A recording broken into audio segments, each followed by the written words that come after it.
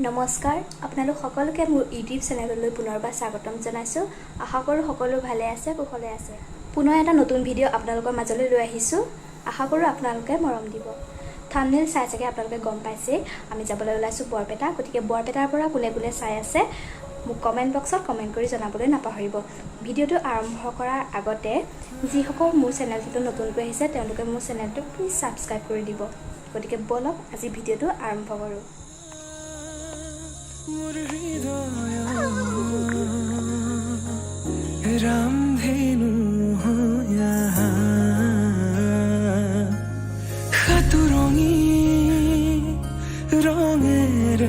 এতিয়া বাজিছে 11:30। ক'ত পালোহি গম নাপাওঁ। অকণমান চাহ খাওঁ বুলি ভাবিছোঁ।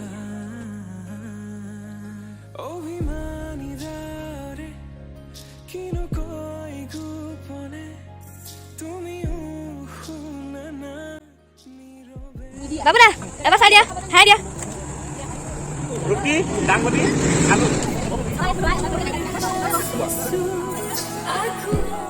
এতিয়া আমি আহি পালোহি বাইহাটা চাৰিআলি। নামিছিলোঁ ইয়াত চাহ খাম বুলি, কিন্তু ইয়াত ডেক পিঠা নাপায় যিহেতু ফুটপাথত ডেক পিঠা খোৱাৰ মজাই বেলেগ। গতিকে আমি ভাবিছিলোঁ ইয়াত ডেক পিঠা আছে, কিন্তু ইয়াত ডেক পিঠা নাই। গতিকে এনেই নামিলোঁ, আকৌ যাওঁ গাড়ীত উঠিমগৈ।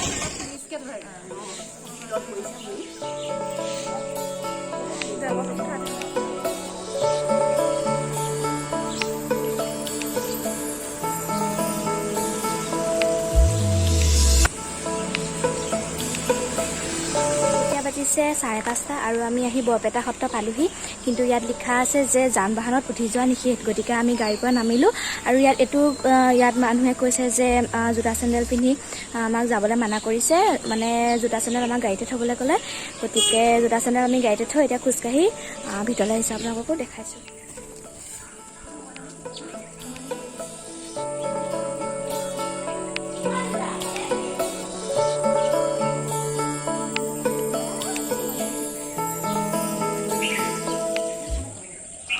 আমি আহি বৰপেটা সত্ৰ পালোহি আৰু ইয়াতে আমি গা পা ধুই কাপোৰ সলাই ল'লোঁ। কাৰণ সত্ৰ পৰিদৰ্শন কৰিবলৈ হ'লে আমি মাৰ্জিত সাজ পোছাক পৰিধান কৰিব লাগিব। চাদৰ মেখেলা পৰিধান কৰিছোঁ আৰু আমি আগৰ পৰাই জানি আহিছোঁ যে বৰপেটা সত্ৰত মূল নামঘৰত মহিলাৰ প্ৰৱেশ নিষেধ। গতিকে আমি বাহিৰে চাম, সেৱা বাহিৰৰ পৰা কৰিব লাগিব।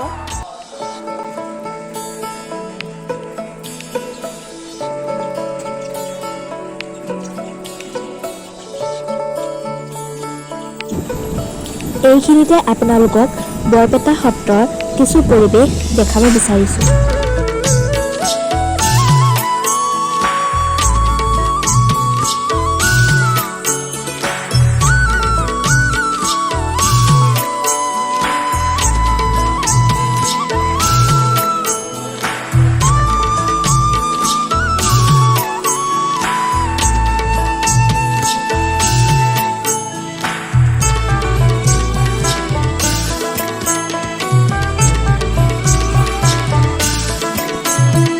শ্যাম কানু চলে চলে বৃন্দাবনে, শ্যাম কানু চলে চলে বৃন্দাবনে।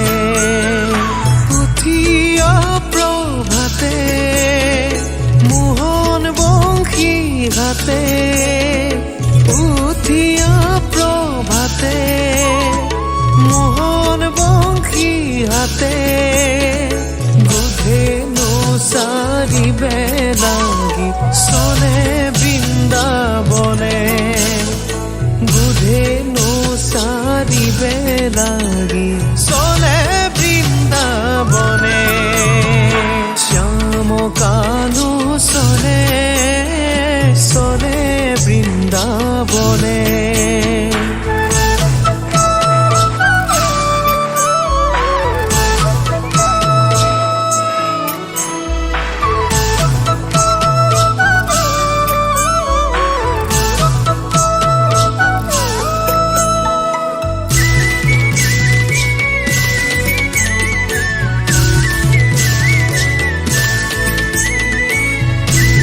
বৰপেটা সত্ৰৰ পৰিৱেশটো মোৰ খুব ভাল লাগিছে। ইয়াত চব বহুত চফা আৰু এইটো পাছফালে দেখিছে, এইটো হৈছে মূল নামঘৰ।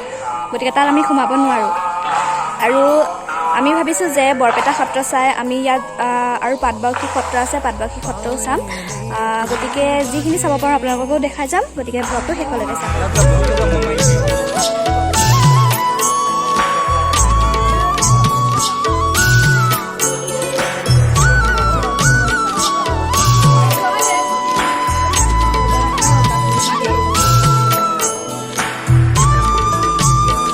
আমি বৰপেটা সত্ৰ চাই এতিয়া পাটবাউসী সত্ৰ চাবলৈ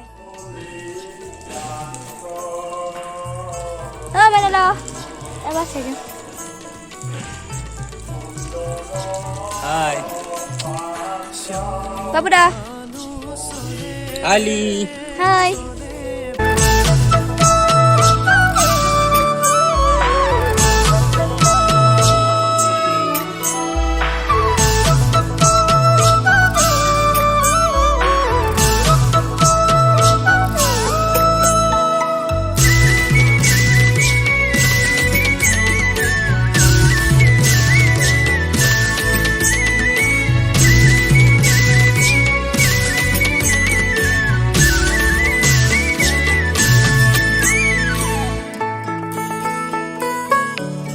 এয়া হৈছে গুৰুজনাৰ চৰণৰ যুগল। পাৱেনে পূৰ্বাজে ৰুণু জুনু কৰি বনমানা শুভে গলে মাথাই ময়ৰাৰ পাখি। পাটবাউসী সত্ৰৰ বিষয়ে যদি আপোনালোক কোনোবাই জানে, যোনে এই ব্লগটো চাই আছে, তেন্তে প্লিজ কমেণ্ট বক্সত কমেণ্ট কৰি জনাওক। পাটবাউসী সত্ৰৰ লগত জড়িত ইতিহাস বা এই সত্ৰৰ নাম পাটবাউসী কিয় হ'ল, সেই সকলোখিনি যদি আপোনালোকে জানে অকণমান হ'লেও মোক কমেণ্ট বক্সত কমেণ্ট কৰি জনাব বুলি আশা ৰাখিম।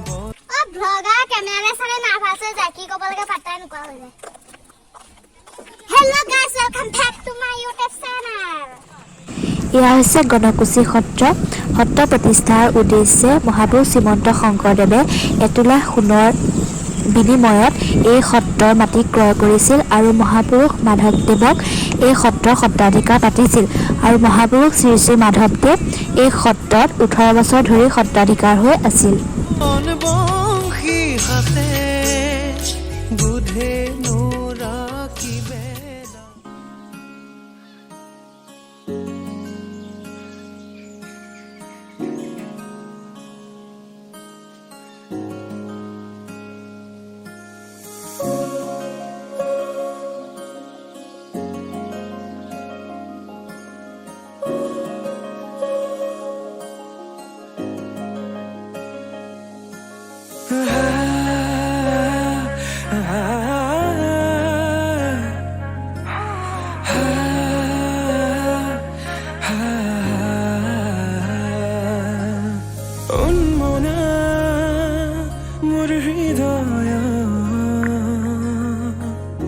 ৰামধেনু হয়া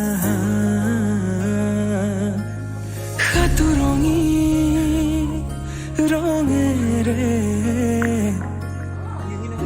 বুকুতে বিপা অভিমান।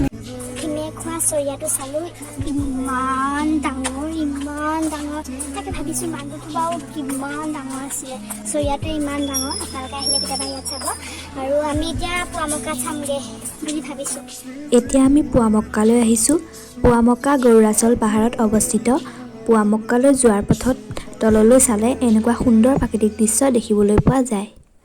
আৰু এয়াই হৈছে পুৱামক্কা। কথিত আছে যে সুদূৰ মক্কাৰ পৰা অলপ মাটি আনি এই মছজিদৰ ভেটি স্থাপন কৰা হৈছিল। বছৰি জানুৱাৰী মাৰ্চ মাহত ইয়াত ডাঙৰ উৎসৱ হয়। মুছলমানসকলৰ উপৰিও হিন্দুসকলৰ বাবেও পুৱামক্কা পবিত্ৰ স্থান।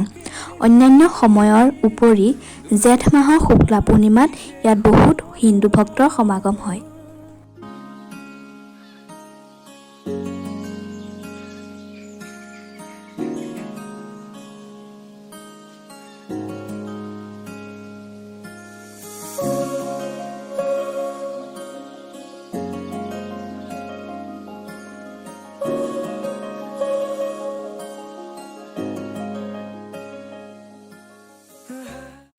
আমি যিহেতু পূজাৰ সময়ত আহিছোঁ, গতিকে ভাবিলোঁ ঘূৰি যাওঁতে পূজাও চাই যাওঁ। হাজার বছর পরে আবার এলো মাঝে পুজো পুজো গন্ধ নিয়ে নতুন গানের ছন্দ নিয়ে শারদিয়ায় খুশিতে মন নাচে এলো এলো এলো এলো মা দুর্গা মা আরে এলো এলো এলো এলো মা দুর্গা মা